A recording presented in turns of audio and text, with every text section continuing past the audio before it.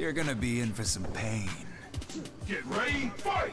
Hey guys, thanks to Base Index over on the GBA temp forums, Dead or Alive 5 Plus now renders all elements during fights at a full 544p, as opposed to the original resolution of 408p with UI elements at 544p. But it needs to be said that the hack's area of effect is very limited. The original version of the game already rendered characters at the selection screen and character intros before matches start at 544p, and the resolution would also bump back up to 544p when viewing saved replays if you entered photo mode. However, while it's still limited, it's still affecting 100% of the gameplay. As usual, a screenshot gallery taken off of the Vita will be in the description. Today will be a complete look at the game's performance across all 23 stages during the best of 7 match on 408p and 544p, at the game's default and maximum clock speeds. Speaking of clock speeds, the stock profile is 333 MHz and 166 MHz for the CPU and GPU respectively, which means we're getting a commonly seen 33% increase in clock speeds when setting Oclockvita to maximum performance. First, there are a few general notes that need to be made about the game. Dead or Alive 5 will experience slowdown whenever it fails to hit 60 FPS, and this affects single player and multiplayer differently. In single player, the game will always slow down proportionately to your frame rate.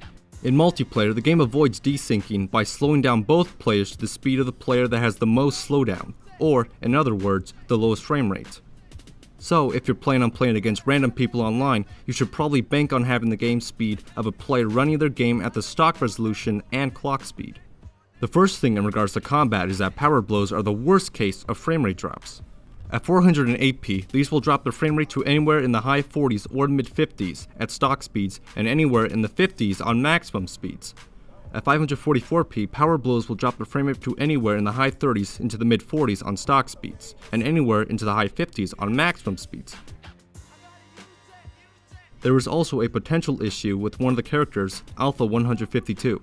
Many of her moves, especially her teleport, generate additional alpha effects. These cause frame rate dips in the most basic map, the dojo, when the game rendered at 544p while on stock speeds, but didn't on maximum speeds. Just know that she could possibly be a problem at 544p on maximum settings.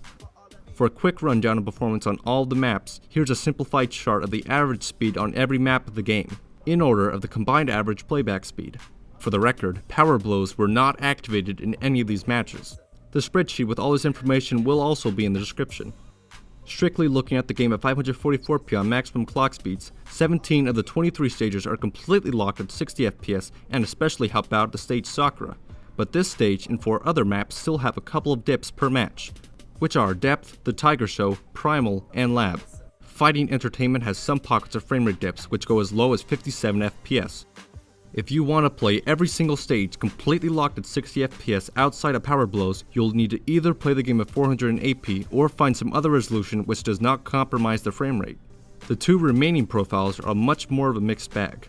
At 544p on stock clock speeds, only one map is locked at 60 FPS, 4 maps have minor dips in frame rate, and another 4 maps have parts that always operate under 60 FPS, and 9 of the maps are hardly playable due to their consistent slowdown. Fighting Entertainment is the worst the performance gets, with the frame rate normally staying in the low to mid 50s. At 408p on the game's stock clock speeds, the only completely unplayable map was Sakura. 4 maps have plenty of frame rate dips or drops, another 4 maps with minor dips, and the remaining 13 maps are completely locked at 60 FPS. I've got nothing else to say about the game, so I hope you found this video helpful. Follow me on Twitter if you want to keep up with what future tests I'll be doing. Thanks, and have a good one. Get ready, fight!